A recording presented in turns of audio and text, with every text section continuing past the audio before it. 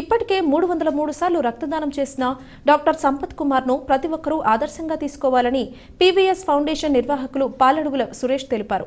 కామవరపుకోటలోని TVA Chinnarajanna Arya Vysya కళ్యాణ మండపంలో రక్త శిబిరం నిర్వహించారు. జంగారెడ్డిగూడెం ప్రభుత్వ ఆసుపత్రి బ్లడ్ బ్యాంక్ సహకారంతో జరిగిన ఈ రక్తదాన శిబిరాన్ని ఉద్దేశించి పాలడుగుల సురేష్ మాట్లాడుతూ అన్ని దానాల కన్నా రక్తదానం గొప్పదన్నారు.